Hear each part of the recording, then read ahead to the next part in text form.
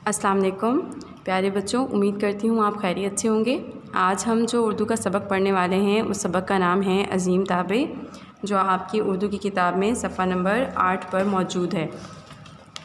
आपको अज़ीम ताबे से मुतल्लिक़ पहले मालूम होना चाहिए कि अज़ीम ताबे किसे कहते हैं। पहले इसका तारुफ़ बताया गया है। ताबे को समझने से पहले आपको सहाबी को समझना ज़रूरी है। सहाबी रज़ी तआला अन्हु रसूल अकरम सल्लल्लाहु अलैहि वसल्लम के उन साथियों को कहते हैं जिन्होंने ईमान की हालत में आप सल्लल्लाहु अलैहि वसल्लम को देखा या आपसे मुलाकात की हो, सही, जिन्होंने उनके साथ वक्त गुजारा। और ताबई उस अज़ीम बुज़ुर्ग को कहते हैं जिसने असहाबे रसूल सल्लल्लाहु अलैहि वसल्लम का दौर अपनी आँखों से देखा हो और उन्हें आली मर्तबत हस्तियों से दीन का इल्म सीखा हो।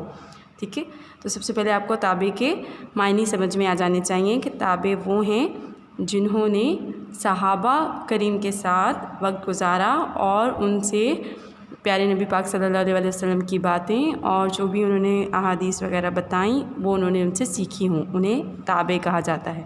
अब इसमें अज़ीम ताबे एक नाम है और वो उर्वा बिन ज़ुबैर रज़ी अल्लाह ताला अन्हा से मुतल्लिक़ है कि उन्हें अज़ीम ताबे कहा जाता है कि उन्होंने सहाबी के साथ वक्त गुजारा और उनसे दीन का इल्म सीखा।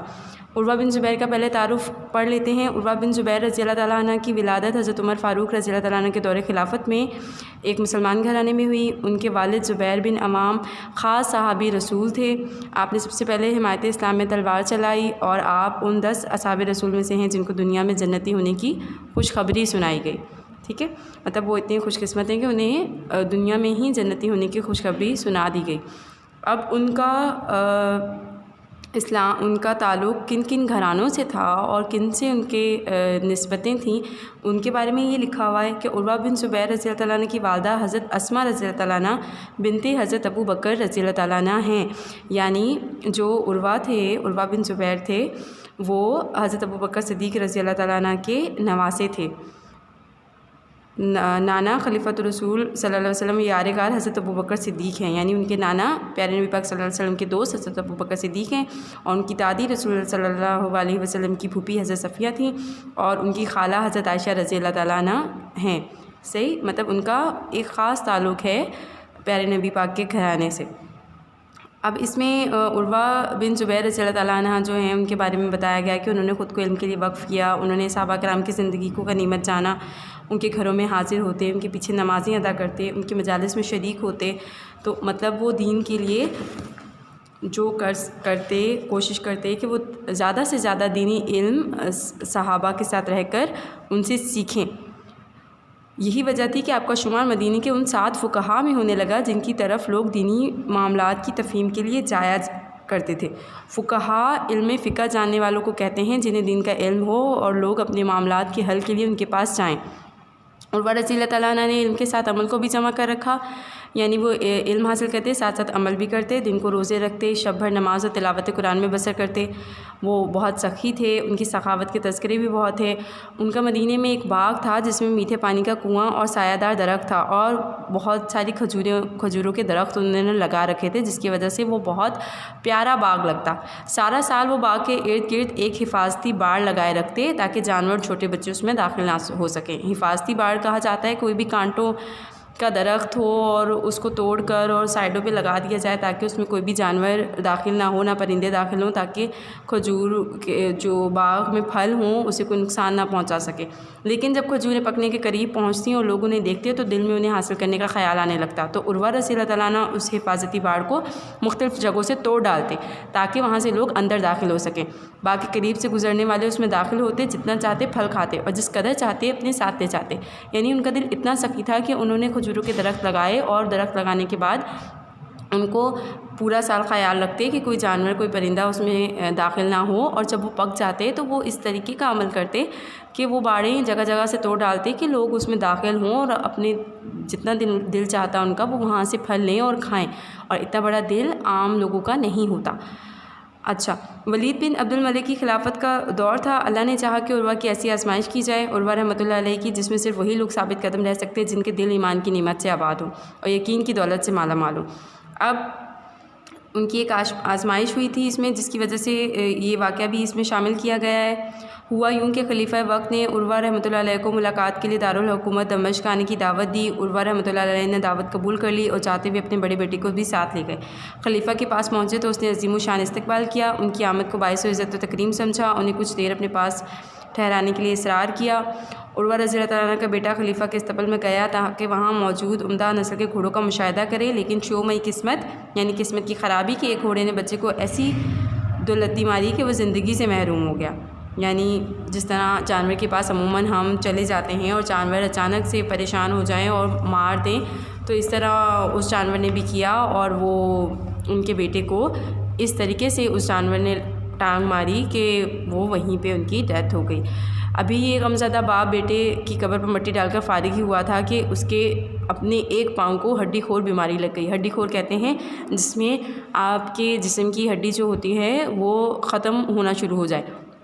सारा पाँव वर्म की सद में आ गया। वर्म बड़ी तेज़ी से फैलता और बढ़ता जा रहा था। खलीफा ने अपने मेहमान के इलाज के लिए माहिर तबीबों और मालिजों को तलब किया। सबकी इज्तिमाई राय थी कि पाँव को पिंडली तक काट दिया जाए वरना वर्म सारे जिस्म में फैलकर मौत का सबब बन जाएगा। यानी उसका इलाज ये निकला कि पाँव पिंडली तक काट दिया जाए ताकि वो तकलीफ़ मज़ीद आगे उनके जिस्म में ना बढ़े।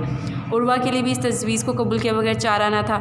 जब जरा पिंडली काटने के लिए हाजिर हुआ, जरा एक किस्म का कहते हैं उसे कि जो आपके जिस्मानी तौर पर आपके किसी हिस्से का कोई इस तरह ज़ख़म लग जाए या कुछ लग जाए और वो हकीमी दवाओं से इलाज करे तो उसे जरा कहा जाता है। हाजिर हुआ, गोश्त काटने का तेज़ धार नश्तर और हड्डी काटने वाली आरी सामने रखी और उर्वा से कहने लगा, मेरा ख्याल है आपको थोड़ी सी शराब पिला दी जाए ताकि हड्डी काटते वक्त तकलीफ़ महसूस ना करें।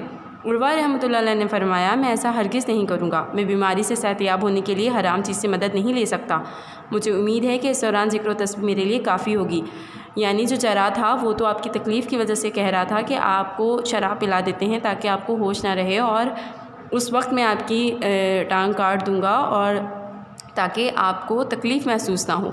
लेकिन उर्वा रहमतुल्लाह अलैह ने फरमाया कि मैं किसी हराम चीज़ जो दीन में हराम है उसका इस्तेमाल नहीं करूँगा। मेरे लिए अल्लाह ताला का ज़िक्र करना, तस्बीह करना काफ़ी रहेगा। फिर जरा ने अपना काम शुरू कर दिया। उर्वा रहमतुल्लाह अलैह तहलील व तकबीर में मशगूल रहे। लोहे की कढ़ाई में तेल गर्म किया गया। ज़ख़म से बहने वाले खून को बंद करने, ज़ख़म को मनमल करने के लिए टांग के इस हिस्से को दागा जाए। जब दागने का अमल किया तब आप रहमतुल्लाह अलैह पर तवील बेहोशी तारी हो गई। इस रात आप कुरान का इतना हिस्सा नमाज में तलावत ना कर सके जितना मामूलन किया करते थे। आगाज़ शबाब से लेकर वफ़ात तक आप रहमतुल्लाह अलैह का ज़िंदगी का ये वाहिद वाक़या है जब आप रहमतुल्लाह अलैह रात को क़याम ना कर सके, यानी रात भर इबादत ना कर सके, क्योंकि उनकी तकलीफ़ ऐसी थी कि वो रात भर इबादत नहीं कर पाते। जब होश में आए तो आप इस कटे हुए पाँव को मंगवाया आपने और उसे उलट पलट करते हुए कहने लगे, उस ज़ात की कसम जिसने मुझे तेरे ऊपर रात के अंधेरों में मसाजिद तक पहुँचाया, वो ज़ात इस बात से बाखबर है कि मैं कभी तेरे ऊपर चलकर हराम की तरफ नहीं गया। वो अपने जिस्म के उस आज़ा से बात कर रहे थे कि मैंने कभी भी अपने इस पाँव से कोई गलत काम नहीं लिया। वो अल्लाह ताला को इस बात का गवाह बना रहे थे। तो मतलब जो अज़ीम ताबे में उर्वा बिन ज़ुबैर थे, बहुत ही उनकी बहुत बहादुर और बहुत ईमान अफरोज़ थे कि उन्होंने मुश्किल वक्त में भी अल्लाह ताला से यकीन नहीं छोड़ा, अल्लाह ताला पे मुकम्मल भरोसा रखा और पूरा का पूरा दीन पर चलते रहे। कहीं अगर परेशानी आई तो ये नहीं सोचा कि मैं दीन से हट जाऊं, ऐसा उन्होंने कुछ नहीं सोचा। इसके बाद उनके बारे में और भी बातें मज़ीद लिखी हुई हैं कि उन्होंने किस किस तरीके से नेकी और भलाई के काम किए, लोगों की किस तरह वो मदद फरमाया करते, और इसमें ये सब उनके बारे में बताया गया है। आपको इस सबक से मुतल्लिक़ काम समझा दूँ, आपको जो हैंडआउट्स मिल रहे हैं काम के लिए वो आपको बता दूँ। आपको खुशखती करनी है। खुशखती में आपको इसमें सफ़ा नंबर मेंशन किया हुआ है। सफ़ा नंबर 9 पर आखिरी पैराग्राफ आपको लिखना है और आखिरी पैराग्राफ कहाँ से कहाँ तक शुरू और ख़त्म हो रहा है वो लाइन दी गई है। पूरा पैराग्राफ आप लिखेंगे। इन अल्फाज के मायने किताब में मौजूद हैं, वो आप लिखेंगे। सवाल जवाब कुछ जो मैंने ख़ुद लिखे हैं जवाबात वो आपको एज़ इट इज़ मिल जाएंगे, और जो नहीं है वो यहाँ पे मैंने लिखा हुआ है ताकि आप बिल्कुल गलती ना करें। इस जो सवाल नंबर 2 है उसका जवाब देखिए, इसमें मेंशन किया हुआ है तो इसको गौर से पढ़िएगा। सफ़ा नंबर 9 पर दूसरे पैराग्राफ में चौथी सतर लाइन को कहते हैं, से आखिरी सतर तक जवाब तहरीर कीजिए, और जहाँ से जवाब शुरू और ख़त्म हो रहा है ये भी मेंशन है, तो काम बहुत ध्यान से कीजिएगा। इसमें जो समझाने वाली चीज़ है वो मैं आपको समझा दूँ। सवाल जवाब इसमें सारे मेंशन किए हुए हैं। आखिरी सवाल जो इसमें दिया हुआ है वो है कि उर्वा बिन ज़ुबैर रज़ियल्लाहु तआला अन्हु का सवानी खाका मुरतब कीजिए, यानी किरदार निगारी। आप किरदार निगारी पहले भी कर चुके हैं और अब दोबारा करेंगे, और आपको किरदार निगारी से मुतल्लिक़, उर्वा बिन ज़ुबैर रज़ियल्लाहु तआला अन्हु से मुतल्लिक़ जो भी मालूमात है वो किस किस पेज पर हैं, वो इसमें पेज मेंशन किए हैं मैंने।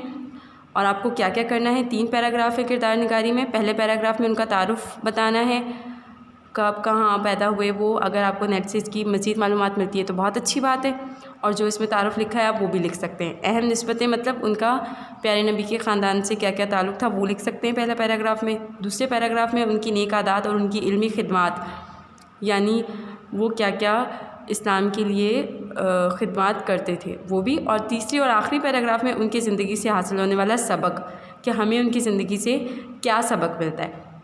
हमें उनकी ज़िंदगी से ये सबक मिलता है कि हमें कभी भी मुश्किल और परेशानी के वक्त परेशान नहीं होना चाहिए, अल्लाह ताला पर मुकम्मल भरोसा रखना चाहिए और उनसे दुआ करनी चाहिए कि अल्लाह ताला हमें जो उन्होंने आजमाइश दी है उस पर पूरा हम उतरें और हमारी मदद फरमाए, क्योंकि अल्लाह ताला हमेशा उन्हीं की आजमाइश लेते हैं जो उन्हें पसंद होते हैं, जिनका ईमान पक्का होता है, मज़बूत होता है अल्लाह पर। तो इसलिए कभी भी परेशानी और मुश्किल वक्त में परेशान ना हों और बहुत ज़्यादा वसवसे और बुरे ख़यालात को अपने जहन में ना आने दें, और अगर आएँ तो उनको बिल्कुल हटा दें और मस्बत सोचें कि अल्लाह ताला हमेशा हमारे लिए अच्छा करेंगे और उनका इसमें जो भी परेशानी है उसमें भी कोई ना कोई मसलहत ही होगी। ठीक है। और सफ़र नंबर 13 पर एक सवाल है, वो आप ख़ुद हल करेंगे, किताब में मौजूद है, आपको मैं शो करवा दूँ यहाँ पर।